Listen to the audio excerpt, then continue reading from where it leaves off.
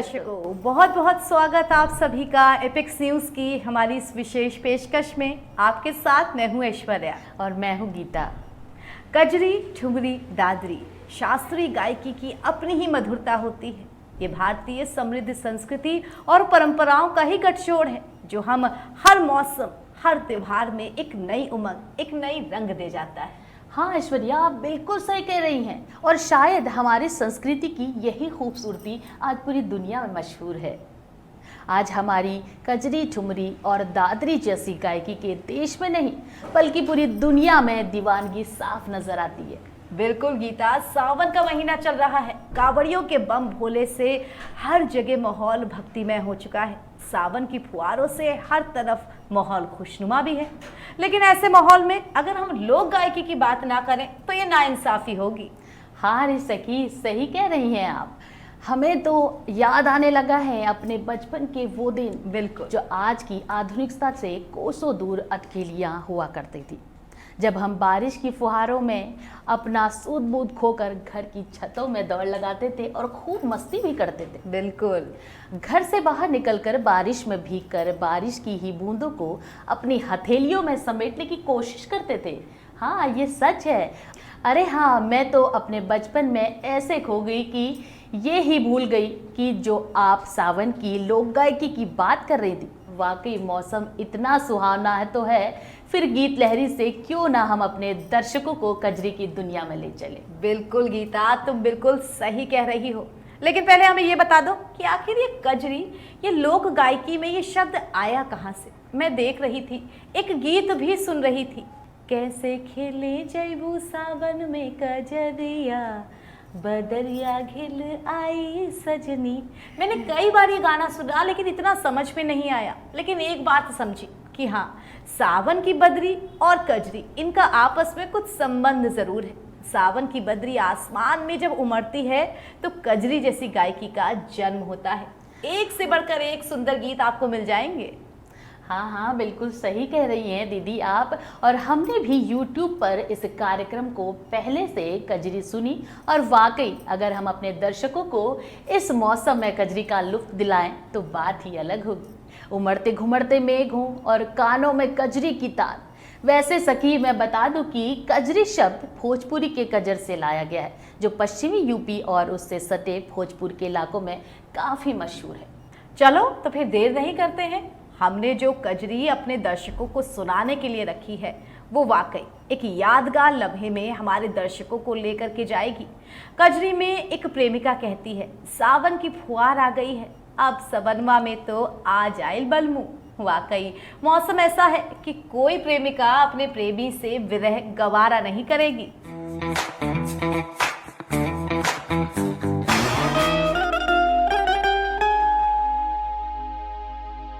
हरी हरी बेला खिलेला आधी रात, चमेली बिन सहरा रे हरी।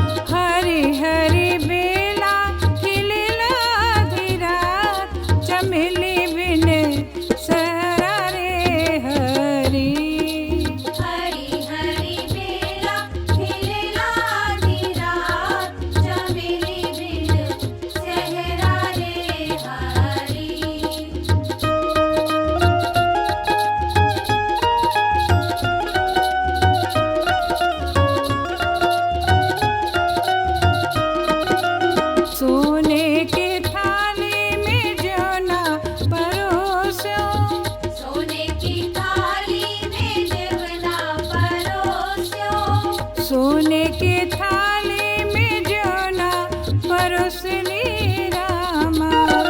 अरे रामा सैया जीवली आधी रात, गमक जब पावे रे हरी। अरे रामा सैया जीवली आधी रात, गमक जब पावे रे हरी। हरी हरी बेला खिलेला आधी रात, चमेली बिन सेहरा रे हरी।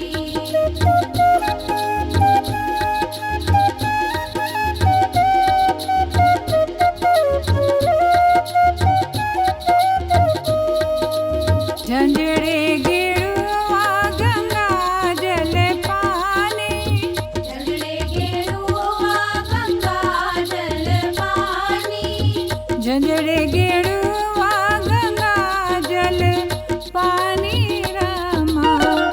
अरे रामा सैया घुटली आधी रात, गमक जब पावे रे हरी। अरे रामा सैया घुटली आधी रात, गमक जब पावे रे हरी। हरी हरी बेला खिलेला आधी रात, चमेली बिन सेहरा रे हरी।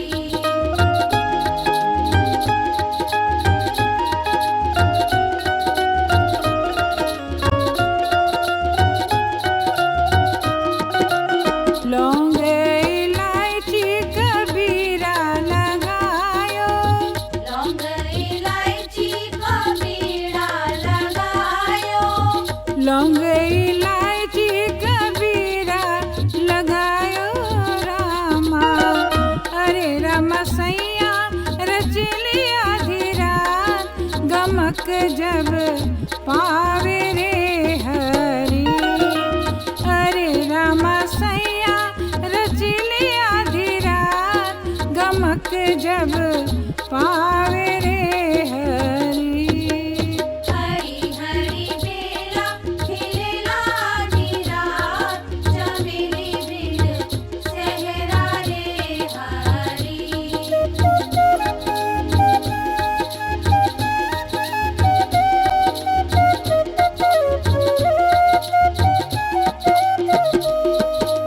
फुलवा चुनी चुनी से जा लगायो, फुलवा चुनी से जा लगायो। फुलवा चुनी चुनी से जा लगायो रामा। अरे रामा सैया सुवली आधी रात, गमक जब पावे रे हरी। अरे रामा सैया सुवली आधी रात, गमक जब पावे रे हरी। हरी हरी बेला खिलेला आधी रात, चमेली बिन सहरा रे हरी। हरी हरी बेला खिलेला आधी रात, चमेली बिन सहरा रे हरी। हरी हरी बेला खिलेला आधी रात, चमेली बिन सहरा रे हरी।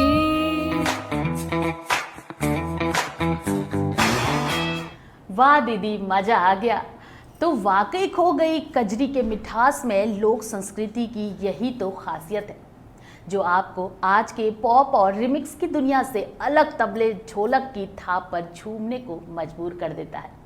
ये तो बस एक रंग है, अभी तो कजरी की पूरी रंग बिरंगी दुनिया बची है, जहां हम अपने दर्शकों को ले चलेंगे, सावन का झूला भी झुलाएंगे और इस गायकी के जरिए हर किसी के दिल में सावन के वो झूले, हंसते खिलखिलाती बारिश की बूंदों के बीच प्यार और मोहब्बत की कुलाचे भी भरवाएंगे। दीदी जरा ये गीत तो सुनिए जो आपने सुनाया, और मैं भी उससे कम कजरी नहीं लाई हूँ।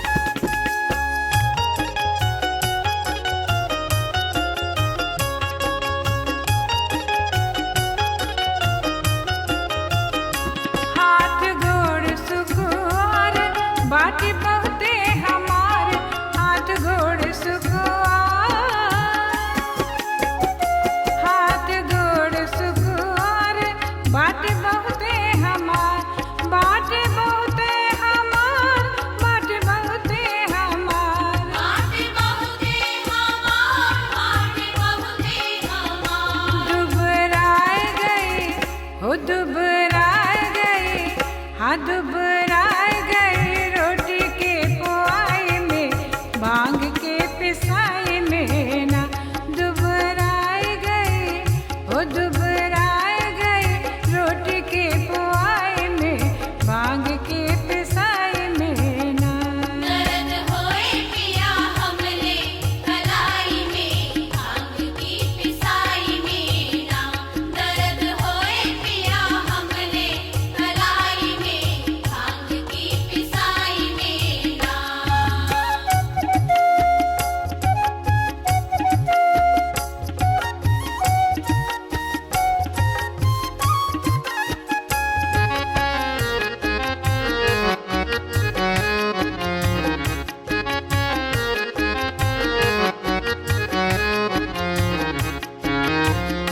जब से अली ससुराल छूटल सारा परिवार, जब से अली ससुराल,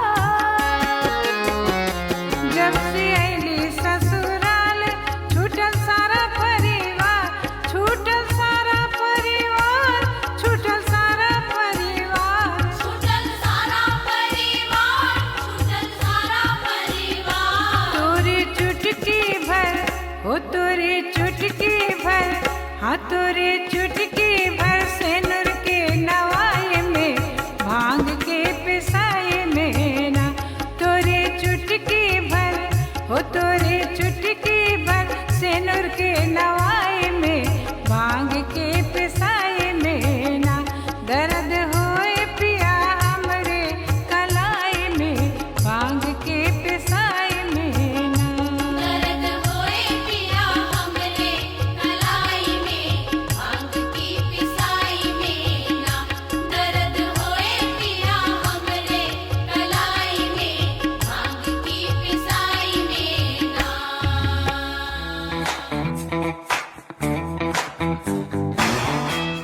वाकई गीता, मौसम कितना सुहाना है। मेरा भी मन कर रहा है कि मैं बारिश पे जमकर नाचूं, दिल खोल कर मस्ती करूं। इन गीतों को सुनकर तो अब बस रहा नहीं जा रहा है। अब तो मैं भी सावन की बारिश की बूंदों की जमकर बात करूंगी।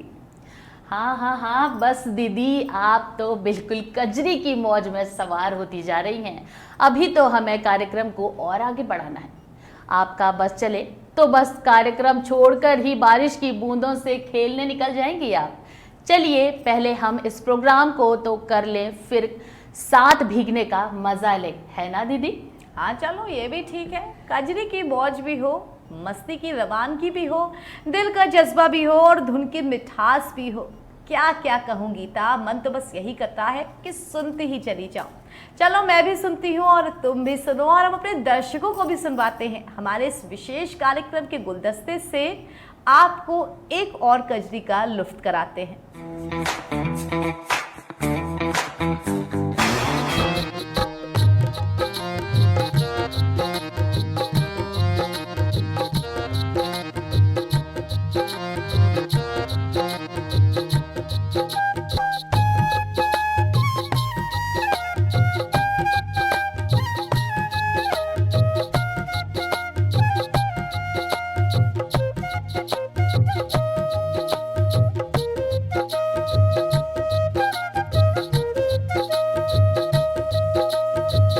बीरन भैया आई है अनवैया हो,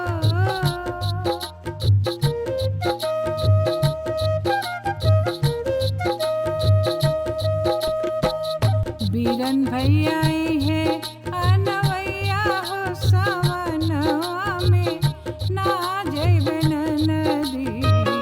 बीरन भैया आई है अनवैया हो, सवनवा में ना जइबे नदी, ना जइबे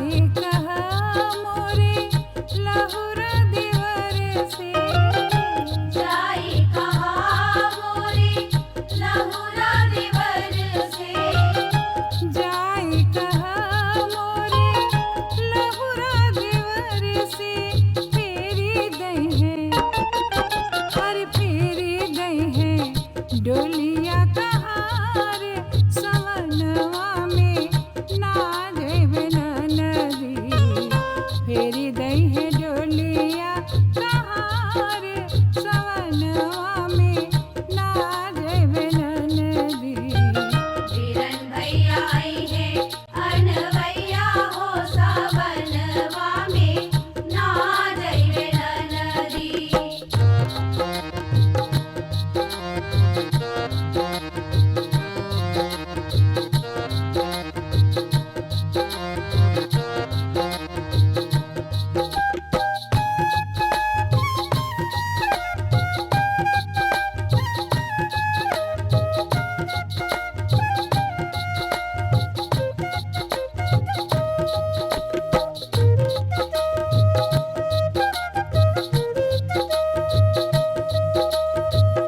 जाए कहा मोरे बारे बलम से जाई कहा मोरे मारे बलम से जाए कहा मोरे बारे बलम से बीती गई हैं अरे बीती गई हैं बरखा बहार सवनवा में ना जइबे नदी बीती गई है बरखा बहार सवनवा में ना जइबे नदी बीरन भैया आई है अनवैया हो सवनवा में ना जइबे नदी बीरन भैया आई है अनवैया हो सवनवा में ना जइबे नदी ना जइबे नदी ओ ना जइबे नदी ना जइबे नदी ओ ना जइबे नदी सवनवा में ना जइबे नदी बीरन भैया आई है अनवैया हो सवनवा में ना जइबे नदी वाह भाई वाह, मजा आ गया। जीवन के सारे तनाव और थकान मानो कि दूर हो गए इस गीत को सुनकर, वाकई है ना। हाँ तो दीदी, आप अब आगे आप क्या सुनाने जा रही हैं? मन नहीं भर रहा, एक दो और गीत सुना दीजिए तो फिर मौज आ जाए। मन तो मेरा भी कर रहा है कुछ गुनगुनाने का। अरे हाँ हाँ, क्यों नहीं, फिर सुनाओ ना तुम भी, देर किस बात की है। अच्छा चलो, तब तक तुम सोचो कि कौन सी कजरी सुनाओगी हमें और अपने दर्शकों को।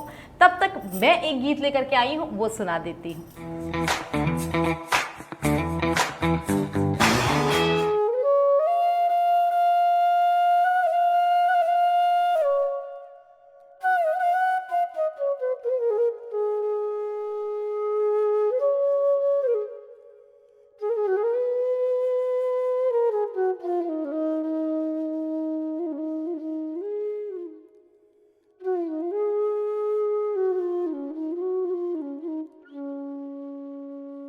अम्मा मेरे बाबा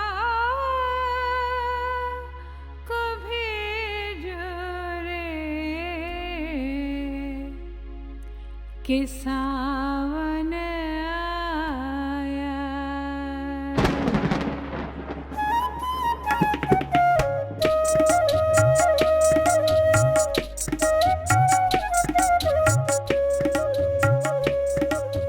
अम्मा मेरे बाबा को भेजो रे